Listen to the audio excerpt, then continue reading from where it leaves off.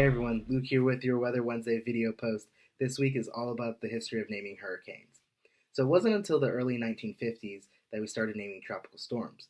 Before then, tropical storms and hurricanes were just tracked by year and order in which they occurred. This ultimately caused confusion and rumors when there were multiple storms occurring at the same time.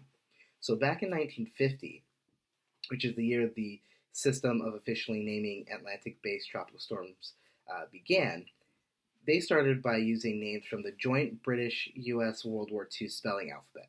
Names like Abel, Baker, Charlie, Dog, you get the point. Then in 1953, the United States ditched the spelling alphabet and began using female names for storms. Then in 1979, they began using both male and female names to identify tropical storms in the Atlantic Basin.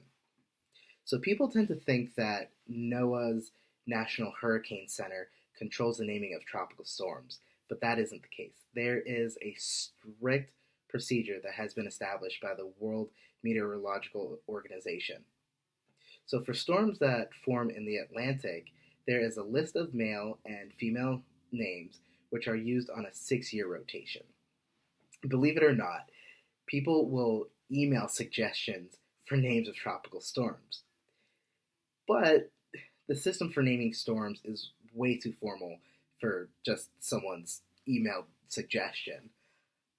The same names are used year after year within the 6-year rotation, and the only time a name is replaced is when a certain named storm is especially deadly or costly.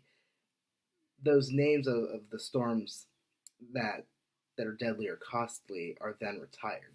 For example, Hurricane Andrew back in 1992. The naming of tropical storms goes through the English alphabet, omitting the letters Q, U, X, Y, and Z, simply for the fact that there are few common names starting with these letters. The names are then alternated, one male, one female, one male, etc. So then what happens if we name more than 21 tropical storms or hurricanes in one season? Well, after we go through the English alphabet, since there's only 21 names, we switch to the Greek alphabet, like we did back in 2005 during that hurricane season, where we had 27 named tropical storms. So thank you guys so much for tuning in today. I truly appreciate you guys taking the time to watch this Weather Wednesday. Hopefully you learned a little bit about the history of hurricane naming. I just kind of gave you a brief overview.